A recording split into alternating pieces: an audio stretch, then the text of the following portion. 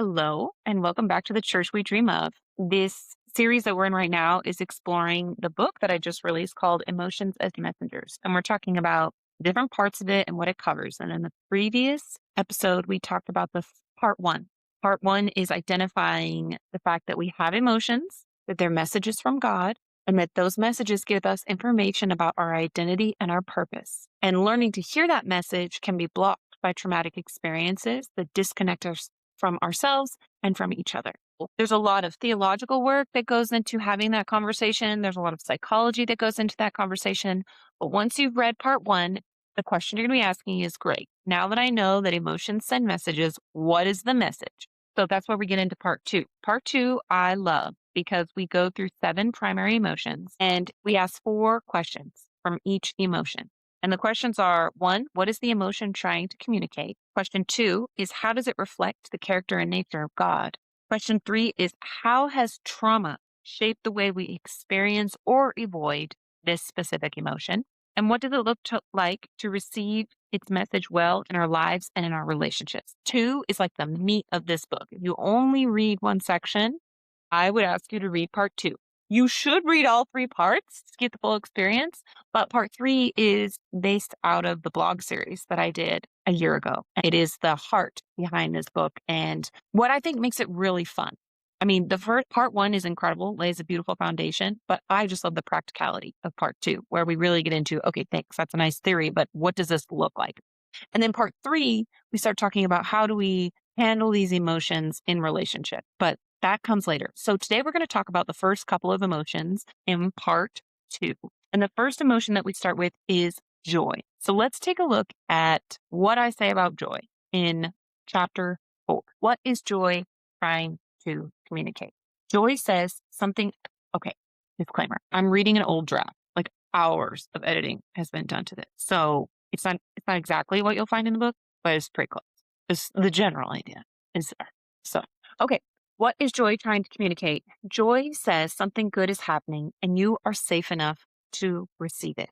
2 things at once. Something good is present and there's enough safety in you to be present in it. Joy is not hype, it's not optimism with better branding. Joy is a message from your body that proximity to goodness has been detected and that you are safe enough to receive it. Joy is a flow state. When it lands, nothing else competes with it. Noise quiets, the weight shifts, there is only joy. Psalm 16:11 says, you make known to me the path of life. In your presence, there is fullness of joy. At your right hand are pleasures forevermore. In his presence, there is fullness of joy. Not a portion, not joy when circumstances cooperate, fullness, which means joy was never meant to be scarce. It is the natural atmosphere of the nearness to God, and your body was designed to live there. I go on to talk about this more, but essentially, joy is everything is right. It is, if you're going to look at Genesis, it is the good. When God says it is good, it would be joy. Joy is, it is good. It is things functioning as they are meant to. Joy is connection, safety. Joy is worship. It's the celebration of God's creation, of relationship, of, think about when you feel joy. You feel joy at a birthday party. You feel joy when you're in nature. You feel joy when you're laughing with your friends. All of these moments are marked by things being as they should be, as we see modeled in Scripture.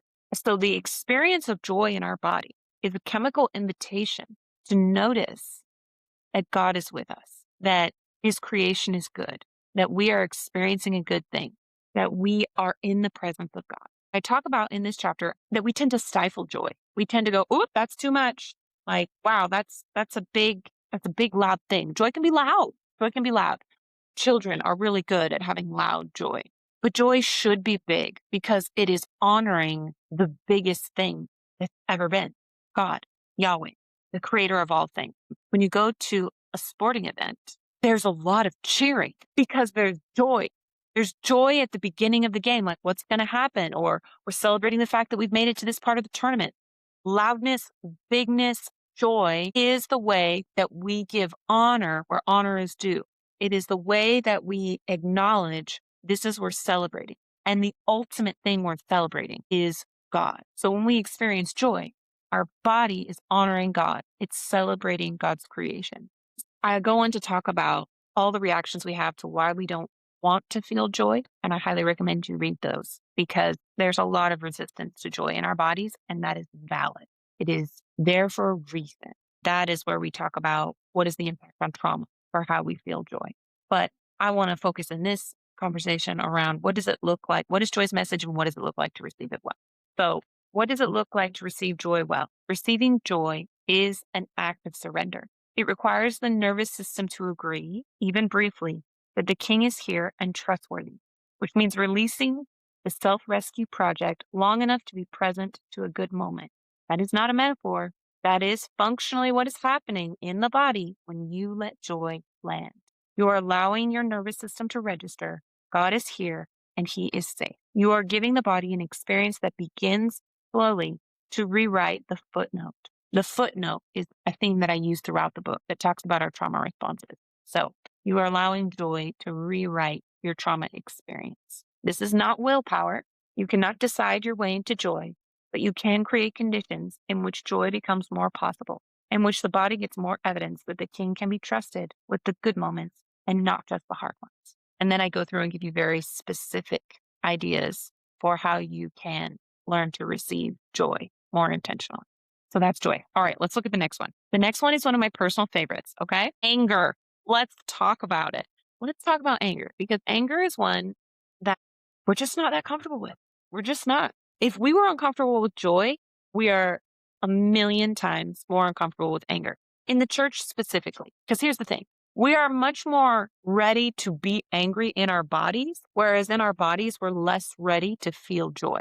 We are going to have more potential physical responses to resisting joy, whereas anger, it feels very involuntary and it feels like we have no choice. And so we feel anger a lot more readily than we feel joy. However, our desire to feel joy is high, but our desire to feel anger is low. These two are like opposite experiences. So let's talk about what anger is and whether or not it is also a good message from God and whether or not it's worth making space for in the way that we want to work to make some more space for joy. What is anger trying to communicate?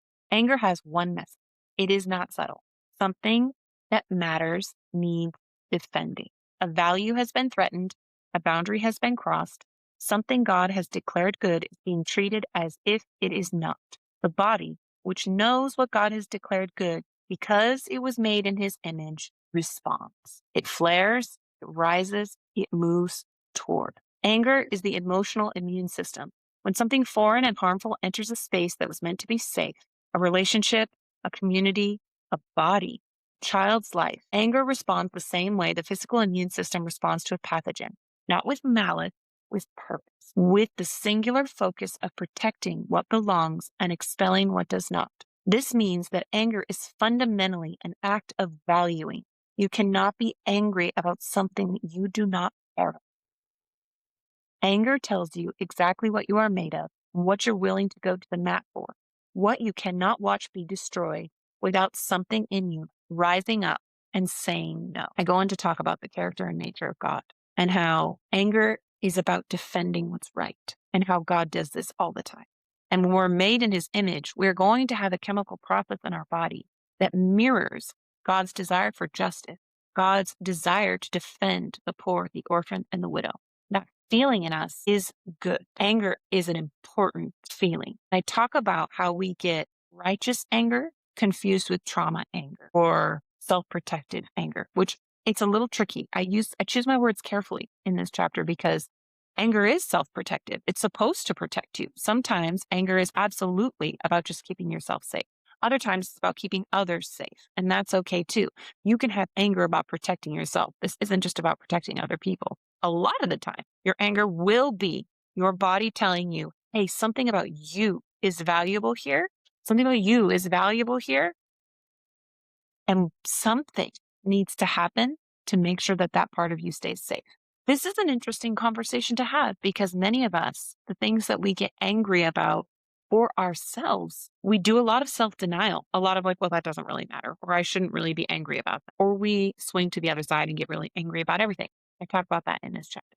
So read it, learn from it, start building a healthier relationship with anger that you can receive anger well And let's talk about what does it look like to receive anger well?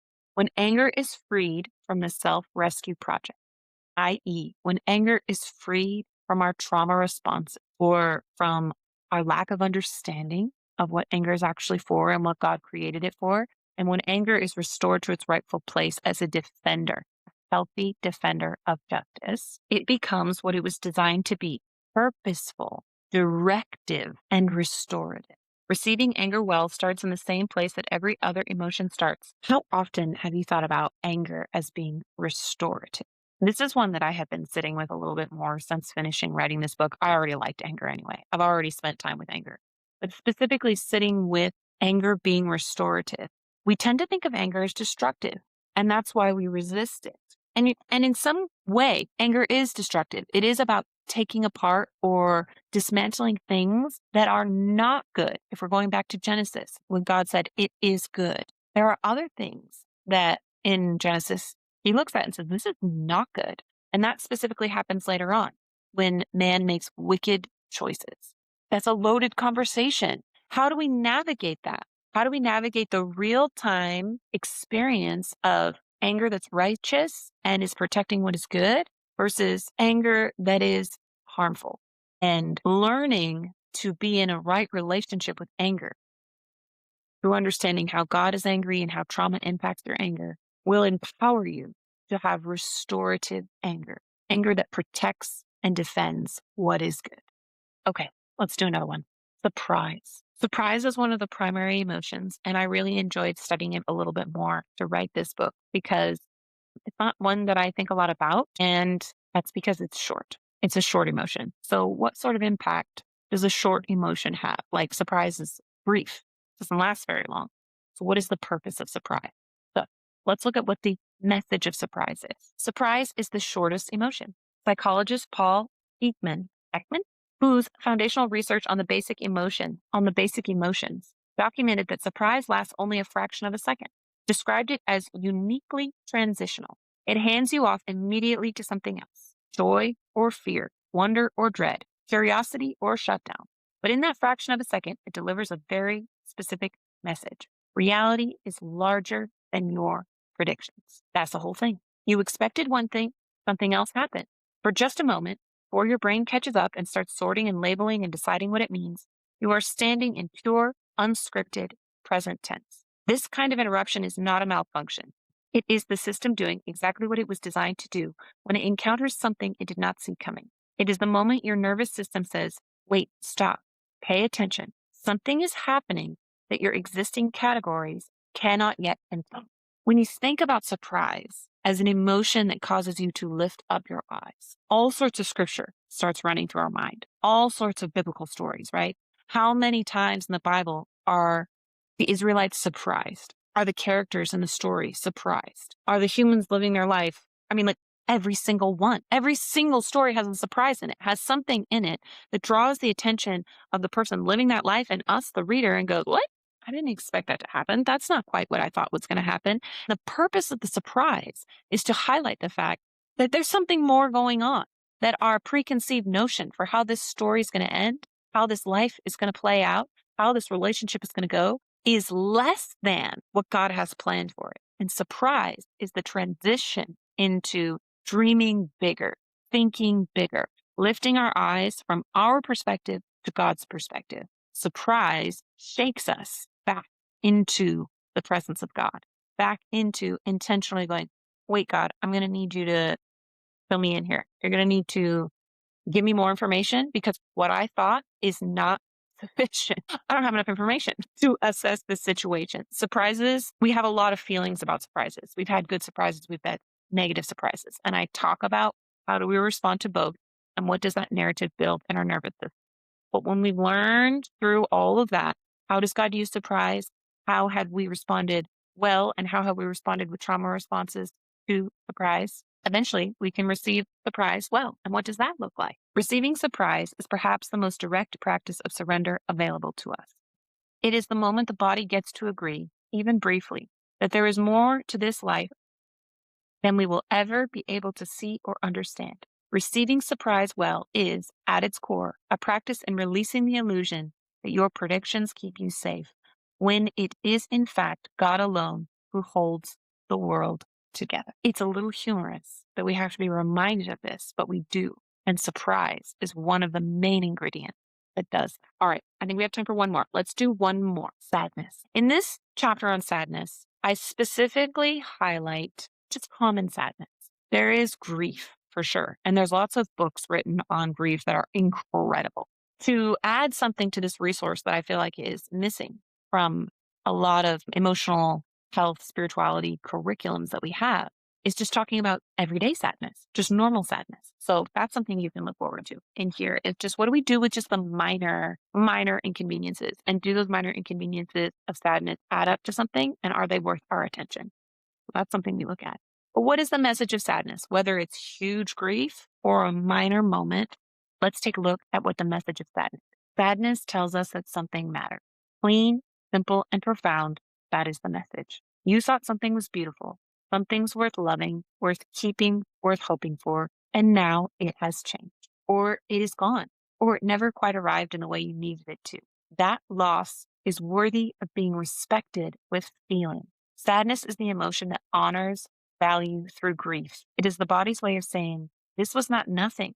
The relationship that ended, the dream that did not survive contact with reality, the childhood that should have been different, the version of yourself you had to put down somewhere along the way in order to keep going. The date night that got rescheduled for the fourth time because life is relentless and some things just getting pushed for later. Sadness shows up and says, that mattered. You're allowed to acknowledge that matters. Sadness assigns value to things that are lost. Sadness acknowledges where things are less than ideal. Sadness acknowledges that you are living a multifaceted life experience full of joy and sadness, full of days where everything goes right and days when they don't. To ignore that is like ignoring salt in a recipe. It's like, oh, we just don't want salt. Let's just keep it all sweet. The salt actually makes the sweet sweeter. The salt is part of the recipe. And to remove it is to remove a fundamental ingredient that makes life worth living. I talk a lot about how the church responds to all of these emotions because I'm sure you have experiences where sadness in church or anger in church or joy in church, surprise in church, is not necessarily well received or received at a full spectrum, which is why these thoughts, they sound basic and simple up front. But when we really dig in and do the work of what it means to feel that emotion and what it's declaring, it should and will change everything about how we literally feel, how we experience emotion. If me saying to you, it's okay to be sad, kind of makes you go, ugh, I don't know about that. That is an indicator that you don't value yourself as much as God does. He's willing to grieve the small date night that you didn't get to have. And you saying that it's not as important is missing out on an opportunity to connect with him, to have him honor the fact that he knows you completely and loves every part of you and wants to honor the parts of life that disappoint you. And he's not disappointed when you're disappointed. So when we go through this whole journey with sadness and reconcile our relationship with sadness, and we start to receive that message more boldly and honestly, what does it look like to receive sadness well? Sadness is the body acknowledging that something we cared for was lost, which is not a challenge to God's goodness, but an invitation to draw near to him. Receiving sadness well begins with the same permission that runs through every chapter in this book. You're allowed to feel what you feel. The signal is not the problem. The message is not your enemy. Your body is not betraying you or God by sending. I've been sitting with all this information for a long time. So I don't know which part of this resonates with you and which part doesn't, because it's become so internalized in my brain that I would love it if you would comment on this video and let me know which parts stood out to you, which piece of information resonated or made you go, huh, I hadn't thought about that before. And if you listen to everything that I said, and you went, yes, I think that too. That's how I experience emotion too. That's something that I have been thinking about. I also encourage you to get a copy, read this, because for me, it's so comforting to read something that someone else wrote down that expresses my experience, that gives a language and a framework to what I've been dabbling with. What I hope will happen for you is if you read all the thoughts I put down on what you're experiencing, that you will become more confident and capable to do what God's already doing in your life.